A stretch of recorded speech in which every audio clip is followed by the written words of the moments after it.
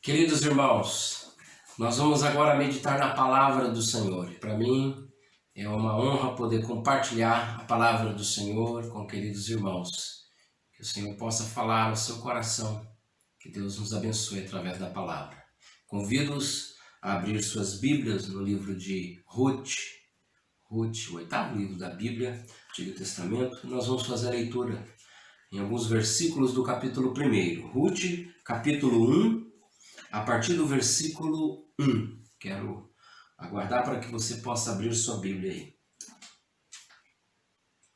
Diz assim a palavra do Senhor. Ruth 1, versículo 1.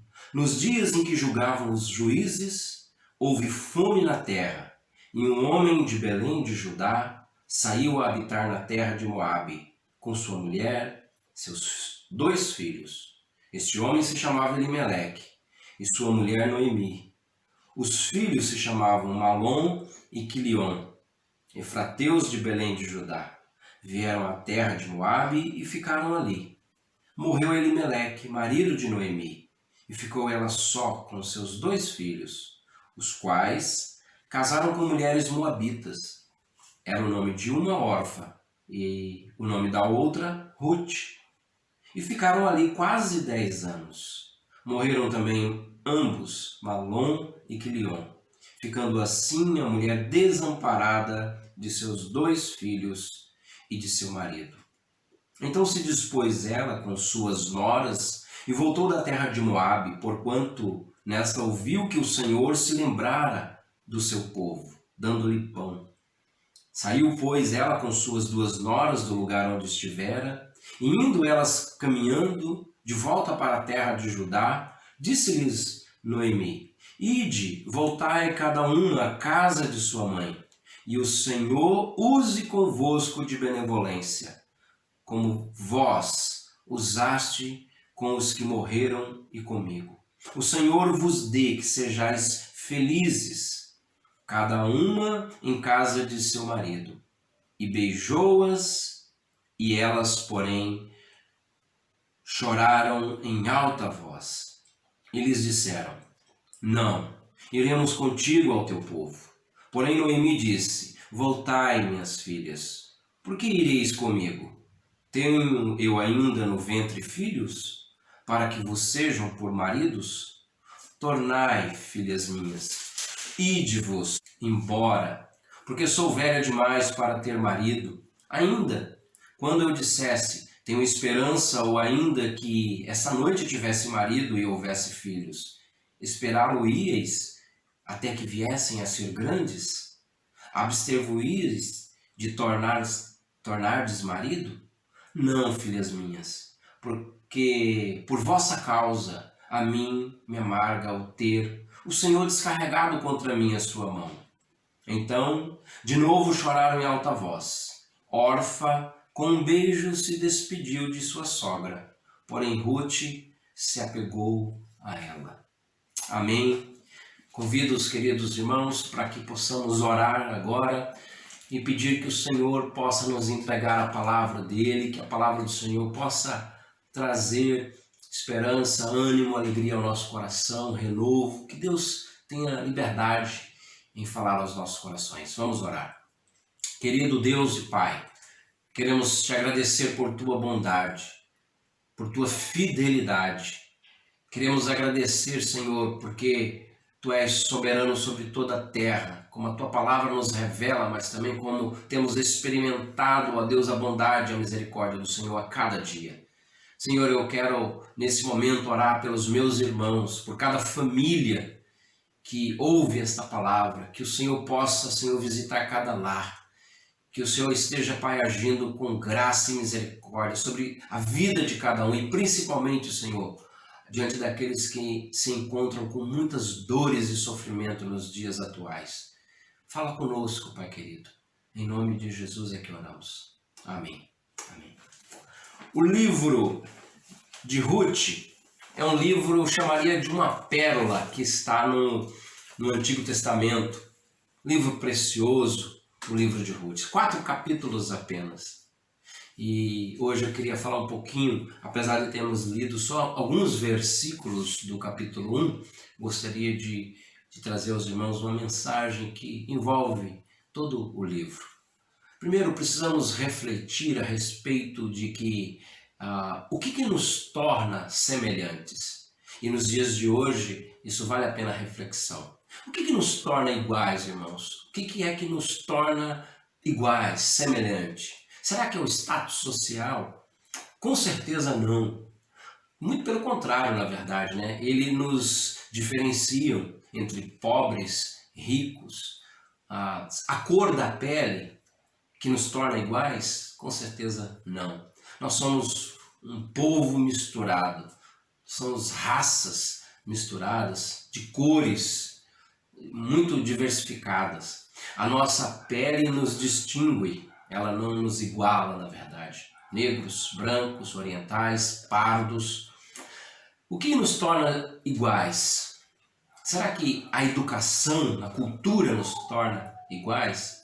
Também não, porque o grau de educação nos diferencia uns dos outros. Nós vivemos entre os doutos, os sábios, mas vivemos também diante dos iletrados, das pessoas de pouca cultura. Será que o idioma nos torna iguais? Também o idioma não. O russo, ele não consegue se comunicar com o chinês, o japonês não se comunica. Nós não nos igualamos por causa do idioma. Para alguns, o português é uma das línguas mais difíceis. O que é que nos torna iguais, meus irmãos? Existe uma coisa que nos torna iguais: o sofrimento. O sofrimento nos torna iguais, porque no sofrimento ele envolve todas as pessoas. Não há nada no mundo que nos torne tão semelhantes, tão iguais do que o sofrimento. Atinge todos. Não há uma distinção na humanidade quanto ao sofrimento. Todos sofrem. Não importa o nome que você possa dar ao sofrimento. Alguns chamam de agrura, de crise, de incômodo, de dor, de angústia, de tristeza. Alguns vão chamar de vicissitudes. Todos esses nomes envolvem essa questão do sofrimento. Foi Santo Agostinho que disse, ele que é o autor dessa frase tão conhecida e repetida, principalmente nos púlpitos das igrejas, né? Deus teve apenas um filho sem pecado, mas não teve nenhum filho que não sofra. O sofrimento, ele não é seletivo, de escolher algumas pessoas e outras não. O sofrimento, ele escolhe todos, independente do sexo, da classe social, da raça. O sofrimento, ele faz parte da vida humana. Não existe remédio que possa nos deixar blindados diante do sofrimento.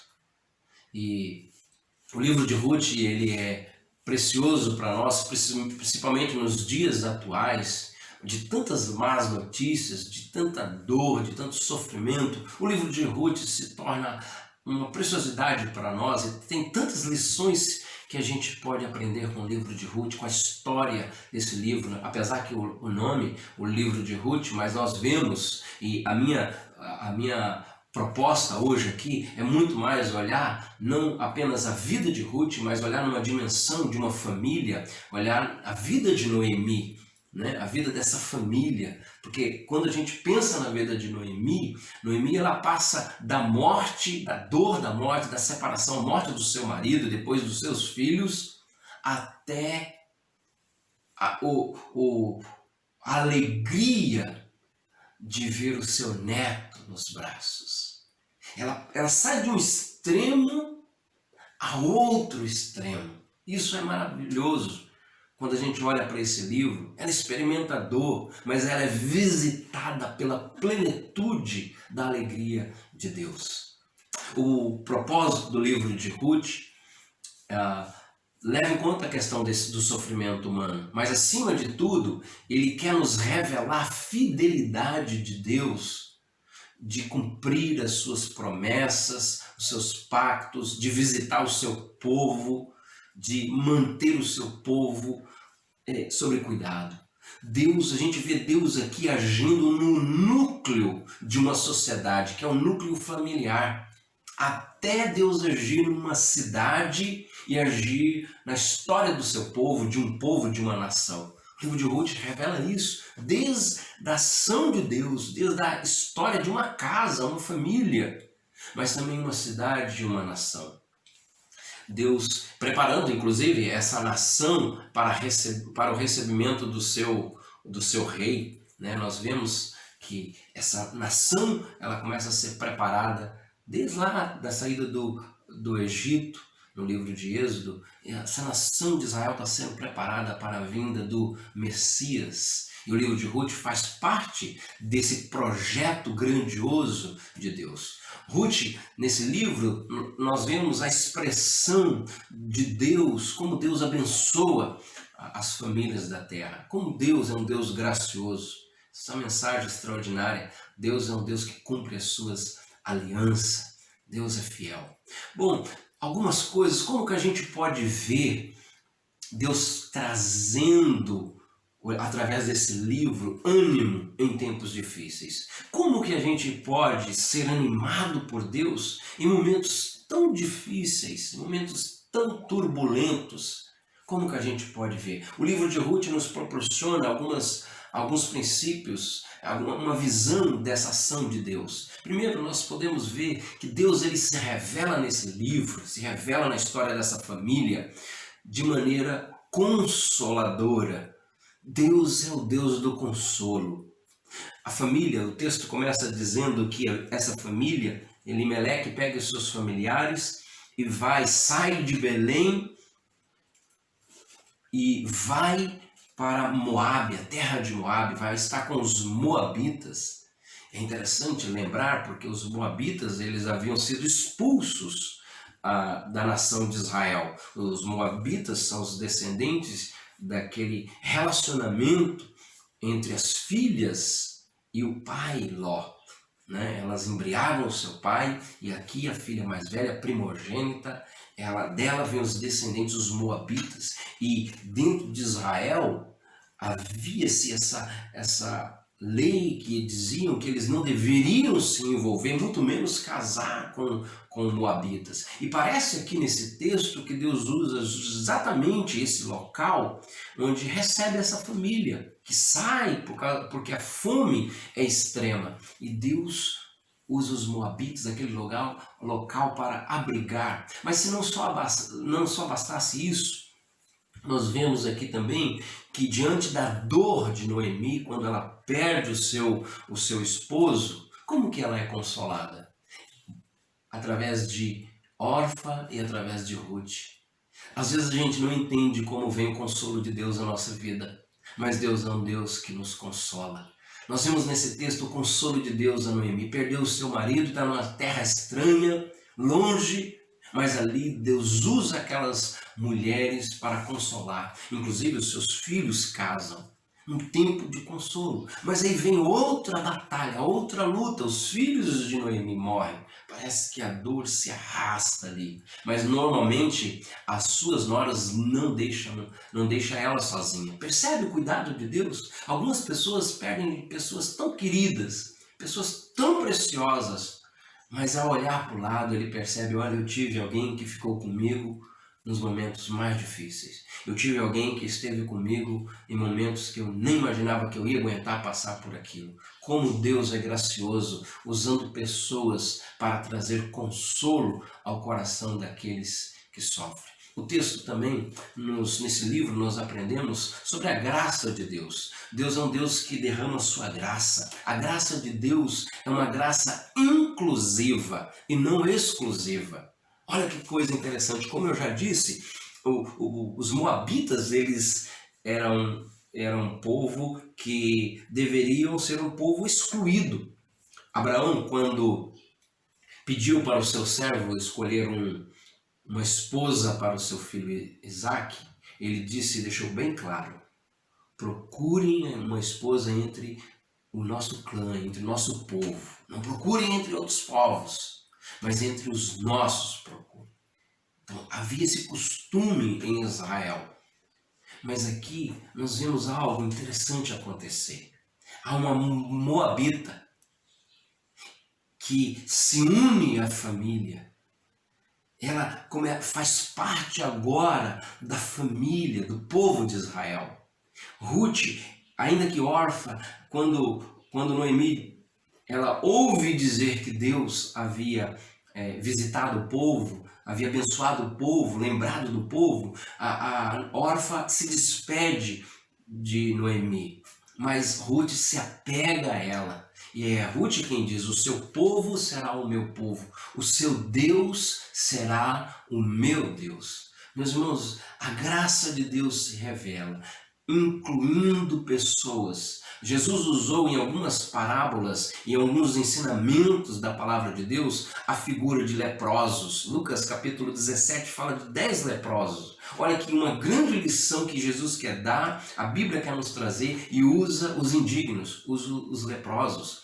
Jesus usou a figura do samaritano como aquele que de verdade expressou o verdadeiro amor que agrada a Deus. Pessoas excluídas da nação de Israel, mas aos olhos de Jesus eles são incluídos. Isso é graça, nós somos os gentios, nós somos a nação excluída, o povo que não deveria participar dos favores de Deus, mas o Deus da Bíblia é um Deus que pega aqueles que são excluídos, um povo que não é, e torna o seu povo. Isso é maravilhoso no projeto de salvação. Nós somos os gentios. Se fôssemos usar como personagens nesse texto, nós somos aqui os moabitas. Mas o que Deus faz? Deus nos inclui na sua família. E se não bastasse isso, nós vamos olhar no decorrer da história, o capítulo 2, Ruth, quando elas retornam, capítulo 3 e 4 vai falar de Boaz, e vai falar de Ruth, que vai casar com Boaz, e não apenas casar, mas ter um filho. E se nós estudarmos a história, nós vamos ver e sabemos que Ruth, ela se torna parte da genealogia de Jesus Cristo. Mateus vai nos dizer isso, os evangelhos vão nos revelar isso, que na genealogia de Jesus está Ruth. Que coisa tremenda!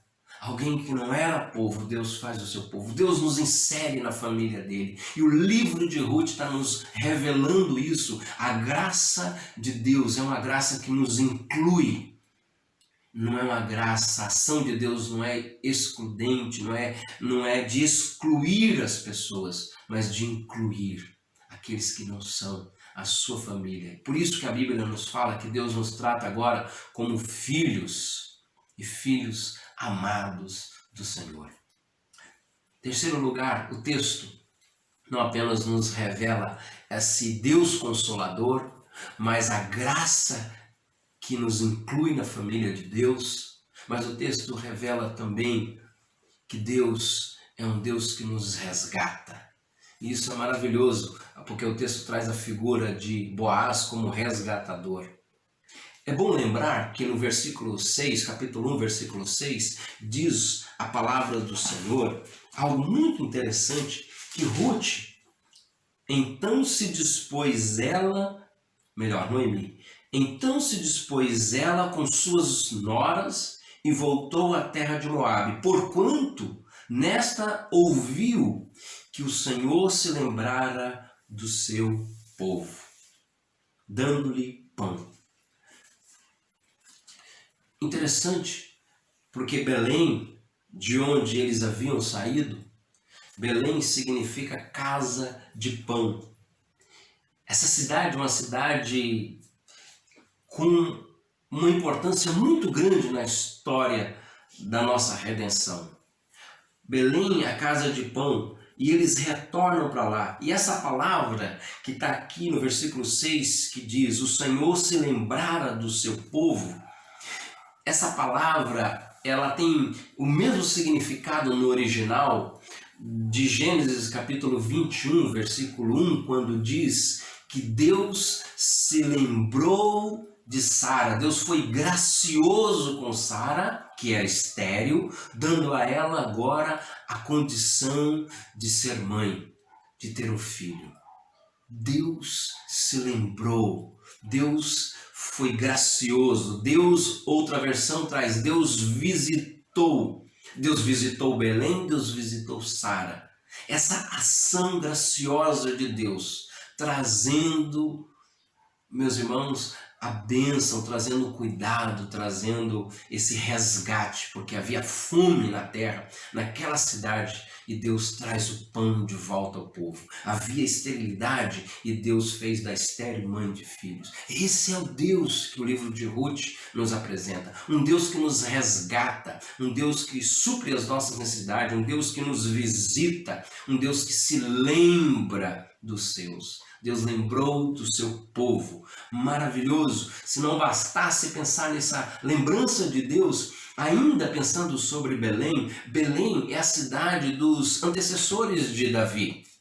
Ali, como nós estamos vendo, morou quem? Morou Obed, filho de Ruth com Boaz. Ali, Obed gerou Jessé, que é o pai de Davi. Então, Belém foi essa cidade de Davi. Lucas capítulo 2, versículo 11, nos diz sobre isso, que Belém foi a cidade de Davi e foi a cidade de Jesus.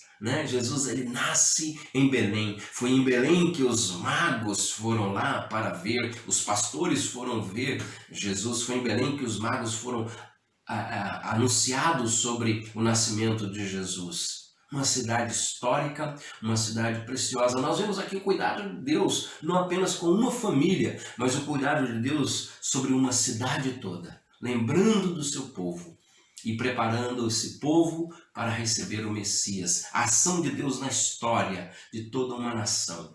Que coisa tremenda! O Deus da graça é um Deus também que resgata o seu povo. Eu gostaria hoje, nesse breve momento agora, de concluir com algumas lições muito práticas para a nossa vida sobre esse livro. Primeiro, uma lição muito preciosa, meus irmãos, é que nós precisamos ter claro em nosso coração essa soberania de Deus. A história não está nas mãos dos homens. A história não está nas mãos das pandemias. A história não está à deriva. Nós não estamos num barco à deriva. Não, nós temos um capitão, nós temos um Senhor que controla os ventos, os mares, é aquele que acalma as tempestades. Deus é um Deus da história. Deus é soberano sobre a história. Não importa a situação que a gente venha a estar vivendo. Deus é soberano sobre toda a história. Mesmo quando há fome, Deus é soberano. Deus é soberano quando há abundância. Deus é soberano sobre os reis, sobre a natureza. Deus, ele é soberano. Outra lição que eu queria deixar é que nós precisamos aprender aquilo que Hebreus vai nos ensinar. Precisamos aprender a suportar as dificuldades. Hebreus capítulo 12, o versículo 6, mas a partir do versículo 1 em diante, que ali nós vemos a palavra revelando o que Jesus suportou e nos convida a ser imitadores de Jesus. Portanto, também nós que temos a nos rodear tão grande nuvem de testemunhas, desembaraçando-nos de todo o peso do pecado que tenazmente nos assedia, corramos com perseverança a carreira que nos está proposta, olhando firmemente para o autor e consumador da nossa fé, Jesus, o qual em troca da alegria que lhe estava proposta, suportou a cruz, não fazendo caso da ignomínia, e está assentado à destra do trono de Deus. Considerai, pois, atentamente aquele que suportou tamanha oposição dos pecados. Meus irmãos, a lição é que nós devemos suportar as dificuldades, diante das adversidades da vida, diante das surpresas que a vida nos traz. Nós somos convidados a suportar as dificuldades na esperança e na confiança de que Deus é soberano sobre toda a história. Noemi, ela diz que a vida dela se tornou amarga. Noemi, ela não consegue olhar para o futuro com esperança. E ela muda o nome dela. É interessante que na Bíblia, quem muda o nome normalmente é Deus quem muda o nome das pessoas. Mas aqui, pela primeira vez, nós vemos a própria pessoa mudando o seu nome. Ela diz, me chamem de Mara, que significa amarga. Noemi, ela ela se deu por vencida, e essa é a segunda lição, ela se deu por vencida prematuramente. Não se dê por vencido prematuramente. Meus irmãos, Deus é Senhor da história. A história não terminou, a história não está nas mãos dos homens, a história, nós não estamos à deriva a um Deus que é soberano, que cuida do seu povo. Não se dê por vencido. Deus está conosco e nós aprendemos no livro de Ruth, esse livro tão precioso, que por mais que Noemi e aquela família viu e sofreu os dilemas tão difíceis, a dor chegou num ponto tão alto naquela casa, ainda assim nós vemos nesse livro como que a história termina. Noemi não sabia, ela não sabia que ainda ia pegar um menino nos braços. A sua história começa com luto e dor, mas como que a história dela termina? Com júbilo e louvor ao nosso Deus. Ela termina com o menino nos braços, agradecendo ao Senhor. Deus é Senhor da história. Deus está agindo em cada casa, esse núcleo da sociedade. Deus vai agir na nossa cidade, Deus vai agir na nossa nação e no mundo. Ele é o Senhor da história. Que Deus te abençoe, que você confie no Senhor. Ao olhar para o livro de Ruth, a história dessa família, entenda a soberania de Deus, o consolo do Senhor, a graça que nos inclui na família de Deus e o resgate que vem das mãos do Senhor. Que Deus nos abençoe. Um grande abraço aos irmãos, em nome de Jesus.